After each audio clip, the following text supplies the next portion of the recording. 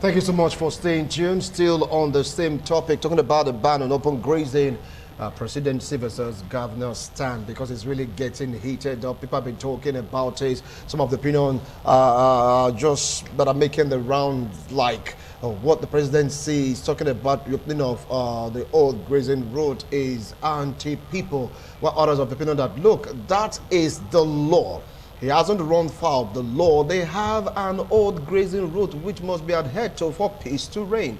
So which side of the divide do you really belong to? For the governor, sort of ban on open grazing is what they are in for. And of course, instead of it issued a letter warning them to revert back to what the Presidency talked about, or else there will be trouble. What can you make out of this? I have a vibrant youth here with me in the studio, a political analyst, Theodore Irabo. Welcome to TMI Tuesday's edition. Thank you very much. I appreciate your coming. Good morning, viewers. All right. I believe that you've seen some part of the first discussant when they sat down to really express their views and opinions about all this. What do you think is playing out? I think I want to start like this. If I was the president of the nation, what would I have done? Would I have resorted to going back to the First Republic to solve a 21st century problem? The answer is no. What was the population of Nigeria when they have that grazing route? We are less than 60 million. Today we are over 200 million. Is that route still feasible? Are things still working? The answer is no. Because when you have a peculiar problem, you should think of immediate solution, not going back to, how can you go back to 60 years ago solution to tackle today's problem? The answer is no. But it's rather unfortunate that some Nigeria deemed it fit to elect a man that is close to his 90s to lead a young population of Nigeria. Today, look at the life expectancy rate in Nigeria. You see that it's less than 60. So electing somebody that is close to 90 or 100 to come and solve today's problem is the first error. But be that as it may, I want to advise the president. There is no way you go back to the past to solve the problem of the future. Right now, let's design a way. Go look at developed world. They also raise cow. They have cattle ranch. That's what they do in the developed environment. Why are we still talking about open grazing? Why is there insecurity all over the nation? Before, it was just insecurity in the northeast. But since the president emerged, he has emboldened the Fulani race. That's why you will see people. And we would want to ascribe it to a particular race or ethnic group. But that's what the conflict, what is it all about? Is it not the Fulani herdsmen against the farmers? No, hold on. Theodore, please listen. Yeah. We don't want to ascribe the occupation of, herding cow to a particular tribe, because other tribes also involved in rearing of cows. So no tribe. I'd like you to use the word herders. Just focus on the word headers, please. There is no tribe that will move from Kano to Ogun. There is no other tribe than the Fulani. We should stop sugarcoating things, because if we must find solution to Nigeria's problem, first of all, we have to be truthful. We have to be exposed to everything and analyze issues without sentiment. With that, we'll get a solution. Not trying to cover up things. That will not help anybody. But let me also call, if I am the governor of Edo State, what I will do is to get my House of Assembly in place, tell them to prescribe open grazing in my place. At least we have the power to make our laws. Because of the insecurity, because of my people that have been attacked, I don't want any cattle on the street. And any cattle that will see, the person will face the consequences. Simple and short. There's nothing like the presidency. See, Nigeria is too big for one man to sit down at the federal seat to dictate what happened in each of the 774 local government. It's not possible. There is no way you can ever govern people like that. Governors should be given power to control the security architecture of their own state, because they know the peculiar problem that they are facing in that state. And on that note, they can make laws, create the security architecture that will best serve them. The truth of the matter is that the problem we're having today is herders and farmers clash. If we can resolve that, I can tell you, it's 80% of the insecurity problem in Nigeria have been resolved. Before now, the problem was just concentrated in the northeast.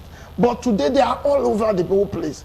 They are writing threat letters in Delta State, pasting it anywhere that if they make do because Okowa led that campaign, that they will strike in 72 hours. What sorts of boldness is that? What sorts of, you leave your land and say Nigeria is your whole land? How can one tribe own Nigeria? When did the Fulani came into this country in the first place? It is not about the Fulani. It's not about the tribe. Let's focus on the farmers' head of state, please. Nigeria must go back to true federalism. If it's a federal government that we're actually operating, why will you have guts to leave your own place and tell people that you own their own place? Who does that? All right, now, let's say the governors from the southern part of Nigeria, through their senators and, of course, their House of Rep, tried to enact this law on ban on open grazing, but it suffered setback. Do you think it will make any effect, even if they were able to make it a law in their various states? The truth of the matter is that you can make it a law in your own state, and it works. If you want to pass it through the federal, Nigeria is not evenly distributed. How many senators do you have from the south? How many senators do you have from the north? The truth of the matter, the northern senators are more than the southern senators. So there will always be problem because Nigeria is not evenly represented. You have some states having 5 senators, while some having 3. How do you fight those people? How many states are in the north? How many states are in the south? Those are the things that you look at. Nigeria has been so designed that the southerners are already at a disadvantageous side. That is the truth. So them going to the National Assembly to enact it is always going to be an exercise in futility. The only place you can make do of this is your own state. You have control over your state. Your legislators are also suffering the same mess. So we can make our laws, ensure that there is no open grazing. If you want to buy land, it's your business. You can go and buy land. I raise your cow. Me, I have a factory in Abuja. I bought my land. I built my factory. Government didn't give me land to build factory in Abuja. So why would our own place, you ask us to give you land to raise your cow? It doesn't make sense. And I think the Southern, at this point, we cannot say we are fighting things and we are still living in that mess. The North, they don't even eat this cow. They eat ram. So must we eat cow? If that's the only way to solve this menace, if that's the only way to save my mother, if that's the only way to solve food scarcity in the South, why don't you leave cow meat and eat other meat? Must we eat cow? The truth of the matter is that if you are coming from Lagos, you know how it used to be. You see people hawking banana, planting. Go today, you will not see anything. People are running away from their forests. There is a lot of problem that is coming in this. It's coming into this country. The North will threaten us, they won't bring onions, they won't bring this. And because you people are not going to the farm again, they've driven everybody out of the farm. And right now they are threatening us with food. It doesn't work that way. We should we have to learn how to live together as one nation. All right, all right. We are complementing you, we are bringing oil. We are not saying we are not supplying fuel to any part of it. We should stop that game. If we are one Nigeria, we should live as one Nigeria. Okay. What will be suitable for me, let me have it. And what will be suitable for you, you will have it. Okay. You don't need to force your wish on other people. Okay, well, I wish we just had more time because I know you have so much to say. Due to traffic congestions, you couldn't make it to the studio on time. What do you think should be the way forward in 2 minutes, please? The way forward in this situation, because it's like the governors and of course the presidency is like a stalemate issue and each person will take sides. They're beginning to take side already. Some are saying fall back to the old grazing route or else there'll be trouble. Don't forget the letter sent to Delta State. And others also are beginning to feel the shiver. What do you think should be the way forward in 2 minutes? Let's leave the threat. I think there is balance of terror on that ground. If you are telling the Delta people that they will face, listen, Delta they have enough capacity to quench that. So that's not an issue. When you have balance of terror, you know if I slap you now, you slap me back. Nothing will happen. I know nothing will happen. That's just a threat. But what we should look at right now, there are a lot of think tanks in this country. Pick up people, set them from the south, take other things. Let's look for a resolution. Since we have agreed to be one Nigeria, let's think about the way forward. Set up a committee that will look into this. But talking about old grazing, that one is dead on arrival. There's no old grazing route anywhere because a lot of people have encroached, people have built houses there. There's no guys, nobody followed it for the past 50 years. How do you approach people's houses? So that one won't work. Let's look for other ways to resolve this. It's rather unfortunate that the president went on that, thought about it on that route.